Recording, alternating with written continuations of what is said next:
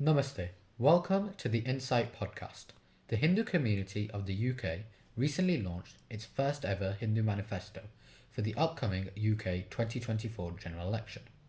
Today, we have with us an integral member of the team that drafted and curated this manifesto. Explain to us, why was this Hindu Manifesto needed? Namaste. Thank you to the Team Insight for inviting me to this podcast. So, the Hindu Manifesto. The Hindu community in the United Kingdom has been contributing for the country for a very long time in several sectors, be it healthcare, IT, finance, or education. The Hindu community has been a profound contributor. This community, with a population of more than 1 million, has been paying taxes to the highest level, in the highest slab. But they never asked anything, never participated in the democratic process where they can ask for their genuine requirements as a community. It is true that as citizens and residents of the United Kingdom, the issues such as healthcare, such as housing, such as inflation, these issues do impact the Hindu community as well. But there are certain specific issues which impact exclusively the Hindu community. So this is first time in the history of the United Kingdom that Hindu community has drafted a manifesto highlighting certain aspirations of the community, certain basic expectations of the community which they expect from the elected government of the country to act upon, to deliver. Other communities as well have been presenting their community manifestos for quite a while now. There is a Sikh manifesto, there's a Jewish manifesto, other religious faith communities have also been presenting their own manifestos. But this is first time that Hindu community as one single faith community has presented a manifesto for the upcoming UK general elections 2024. What was the methodology behind creating and curating this manifesto? Right. So the process of drafting this manifesto started quite long ago. Different organizations having congregations in the Hindu community were consulted. A drafting committee was formulated where the consultations happened, interviews were taken, and an iteration process was undertook. We started the whole process in the month of November last year. We framed certain issues. We tried to capture the Hindu pulse. And finally, after more than 6 months, we were able to capture the common minimum aspirations of the Hindu community across the country. So, to sum up in brief, the methodology of framing this manifesto involved consultation with the organizations, certain interviews with the management committees, with the individuals who are part of these organizations, certain individuals of the community who are not part of any organizations but are practicing Hindu faith, and a long process of iteration where we drafted, then sent it back, consulted more people, added more concerns which impacted the community, and finally we have this 7-themed manifesto with us. Thank you for explaining this methodology so concisely. Could we also have such a concise summary of our Hindu Manifesto? Right.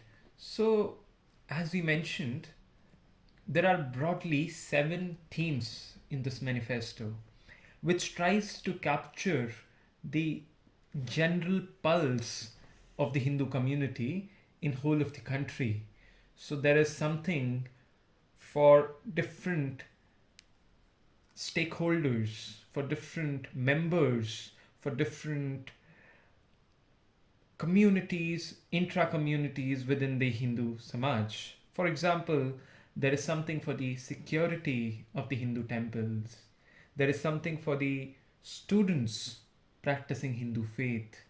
There is something for the elderly. There is something for the people in the public services. There is something even for the minuscule population of Hindus in the prisons. Out of 81,000 prisoners in this country, there are just 380 Hindus, but we have tried to capture even their expectation. And there is something for even the deceased.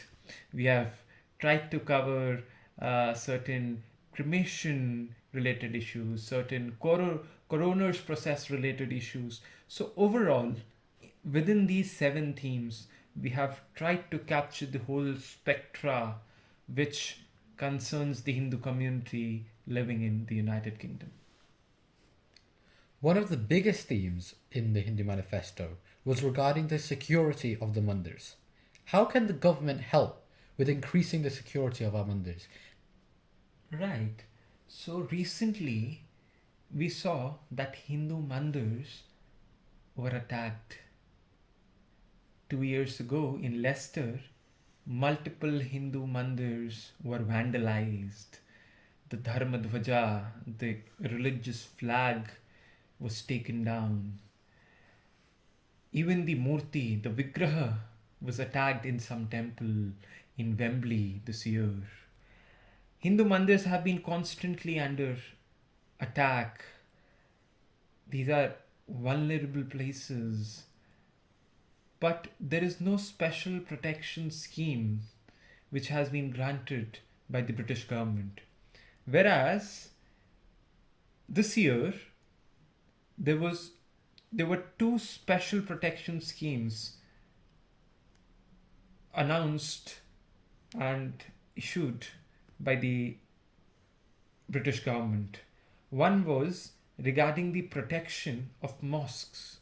This special protection schemes for the mosques involved a budget of £117 million. Another was the special protection scheme for the synagogues, which are the places of worship for Jews. And the budget for that was £70 million. Whereas the Hindu mandirs, which have been attacked in the recent past, there was absolutely no special funding for the protection of Hindu mandirs. So this issue highlights that Hindu mandirs should also get special protection schemes, at least in parity with the other special protection schemes for the places of worship. You have mentioned consulting with the government and government schemes a lot. How do you propose that the government work with the community, and who should they consult with? See, consultation is one of the basic aspects of any representational form of democracy. Consultation must happen in any democracy which aspires to represent the voice of its constituents, of its subjects. There are certain policies, certain laws which directly impact a particular community. So the aspiration of the Hindu community is that if any policy is proposed, if any legislation is proposed which is going to have a direct impact on the community, then the community should be consulted. As we discussed in the methodology part, several organizations have collectively presented this manifesto. This manifesto is one single Hindu manifesto. It is not manifesto of one single organization exclusively, but several organizations are collectively presenting that. So these organizations could be consulted. The members of the Hindu community should be consulted. So a robust consultation mechanism should be framed where the voice of the community is heard in clear terms for framing any policy or legislation directly impacting the community. Thank you for giving the government such a clear plan for engagement with the community, which was absolutely needed for today. Going further, what are the major infrastructure problems for those that are practicing Hinduism in the UK? This is an excellent question because this touches upon certain issues which we have highlighted in this manifesto. Starting from very basics, the instruments of worship of Hindus in public spaces, particularly in the chapels, placed in the hospitals, in prisons, in other public institutions. So generally we find that these chapels or the common public places of worship, there are instruments of worship for other faiths, but there is no murti or vigraha or the scriptures of Hindus, be it Bhagavad Gita or Upanishads or Ramayana. These scriptures are not available.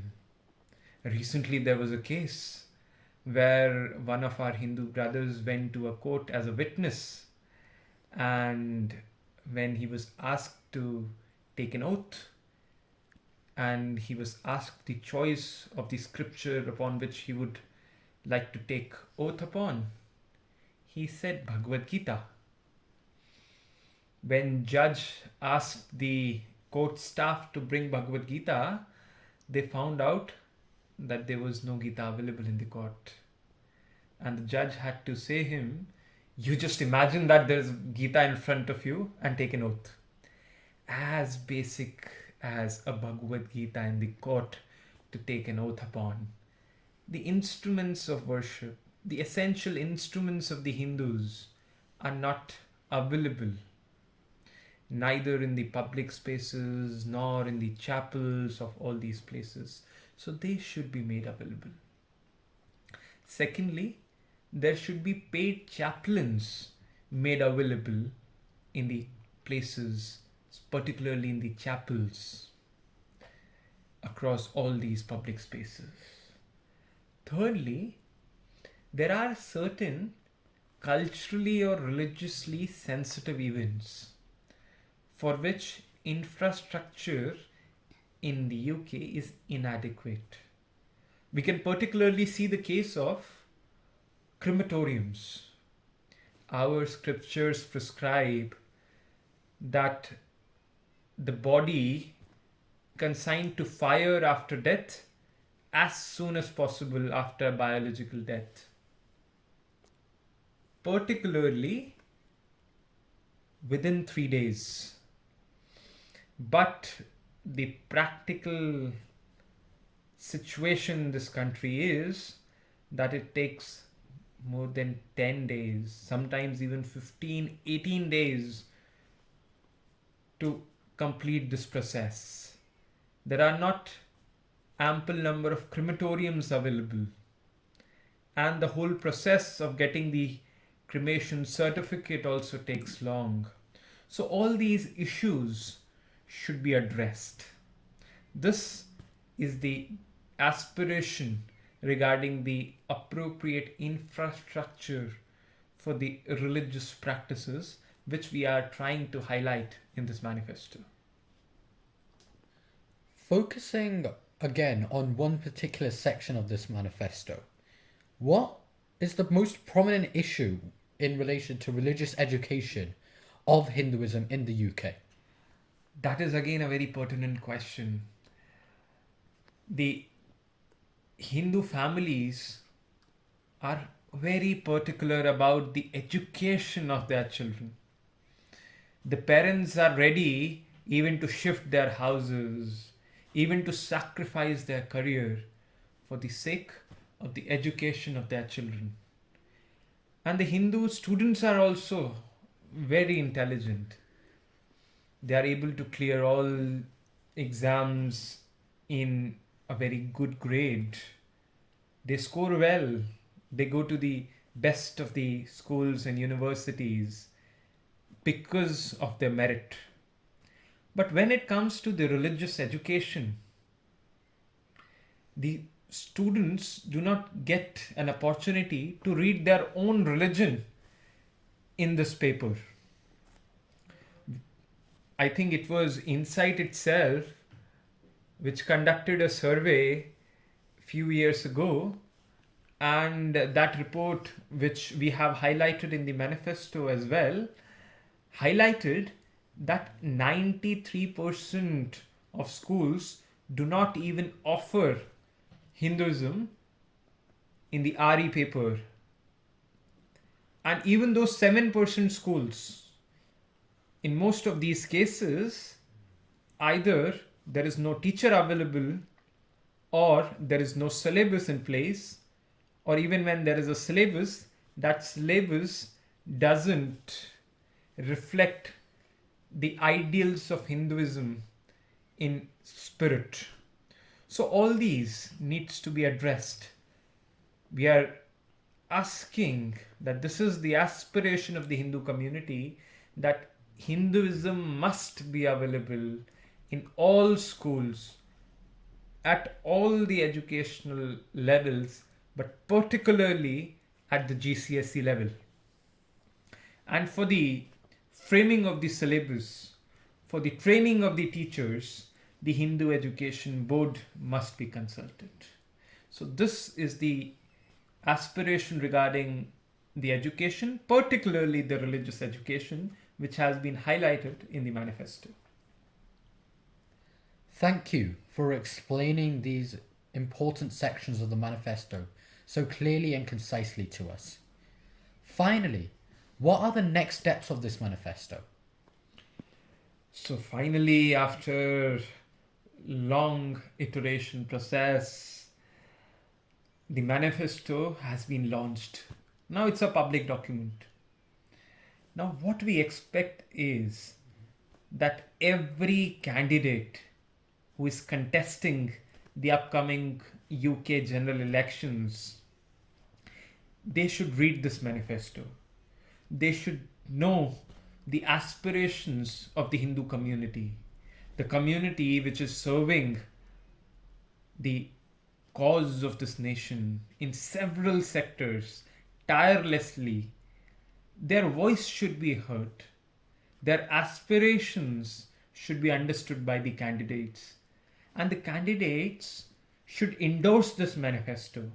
This endorsement means that they commit that when they are elected, when they are part of the parliament, if they are part of the government, they would speak for these issues. They would work for these issues.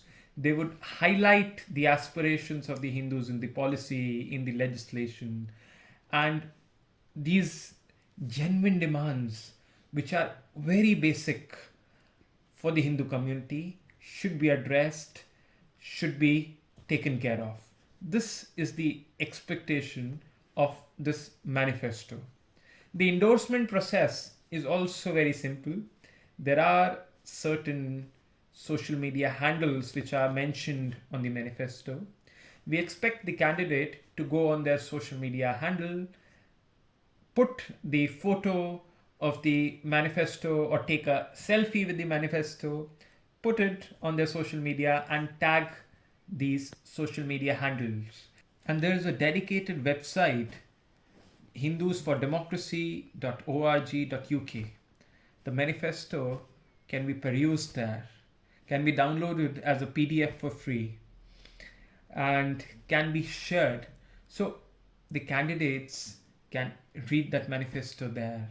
They can understand the nuances. They can understand the facts, the data which buttresses all these aspirations of the Hindus.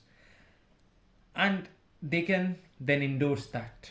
We want that the candidate should understand the Hindu aspirations, and these aspirations should be reflected in the legislations and the policies which are going to come in the upcoming parliament. Thank you for taking us through the manifesto and summarising it for our audience. Thank you to our audience for tuning in. And finally, to our prospective parliamentarians, we hope that these issues are addressed and we can work constructively towards a better Britain for all of our communities. Dhanyavad.